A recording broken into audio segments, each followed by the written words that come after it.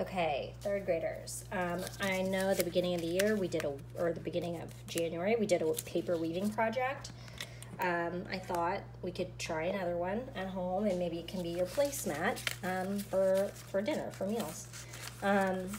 So what we're gonna do, I know it looks hard, but I promise I'm not gonna have you do the whole measuring thing that we did at the beginning of the year. So what you're gonna do is with one piece of paper, you're gonna fold it in half like a book, right? And then instead of measuring like we did last time, just make a line on the open edge, not on the folded edge, that you don't want to go past. Remember, so that we have a border.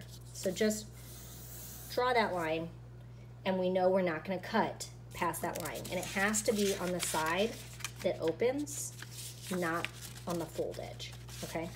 Then from the fold edge, I'm going to draw either a wavy or zigzag line, just to make it more interesting. And you're gonna space them about an inch apart, or like 2 fingers apart, and just keep your zigzag going. It doesn't have to be perfect. Just make sure it doesn't get too close together. You want them to be kind of thick so that they don't rip. And stop when you hit this line. Don't go past that line. Okay, I'm gonna stop there. Then you're gonna take your scissors, and again, this is on the fold edge. I'm gonna cut from the fold edge along my zigzags, and they don't need to be perfect, and stop at that line so that it all stays as one piece of paper. Because if I were to keep cutting and cut off, it would just cut that strip of paper off instead of being essentially our loom that we're going to be weaving on.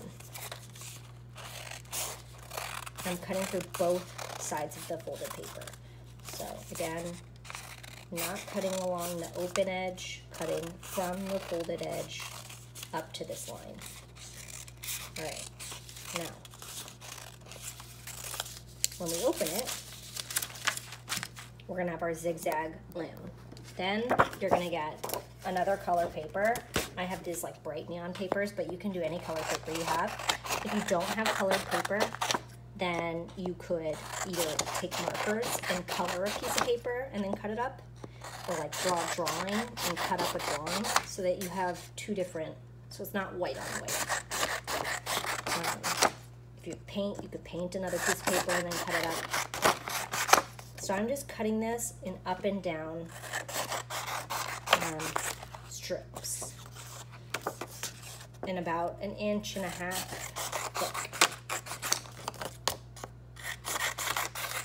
Try and cut them straight. I'm not doing the measuring because I know that took a ton of time, and I just want this to be fun rather than lots of measuring for y'all. So what we're gonna do, this paper's reversible, so I'm gonna do it, the pattern, with one yellow side, one pink side. So let's start on this side. I'm gonna start with yellow strips, and again, it can be any color you want. Maybe try and do 2 colored papers and it will be easier to keep track. So I'm gonna start underneath the paper loom, underneath the white. And the first slit, I go over, then I go under, then I go over, under, over, under, over. All right, and then I push it all the way to the edge. Now the next strip of paper, I'm gonna start, instead of under, I'm gonna start on top. So I'm gonna do those ones with pink so you can see the pattern. So I'm starting on top of the white and then going under the white. Then on top, then under, over, under, over, under. Now, as you can see, it's the opposite of this yellow. So if I have white on the yellow, then I'm gonna have pink on the next one. If I have yellow on the first one, I'm gonna have white on the next one. So it's opposite. All right, now let's go back to yellow. Yellow is gonna start under, under, over, under, over, under, over, under, over. And again, I'm gonna tap them close. Now there's some spaces here because I didn't cut this completely even. If you don't want those spaces, then try and find a ruler and really make sure that you're measuring and doing them in straight strips. Because if they're not straight, it's gonna look a little sloppier, like this. All right, so all of the pink pieces are gonna start on top, and all of the yellow pieces are gonna start under the white. And you just keep doing this, and then pushing, pushing, pushing, until you've done your entire thing. I think I can probably fit 2 more strips in mine. Now, it should stay, if you have it tight, if you have them really filled, it should stay and you don't need to glue or tape it.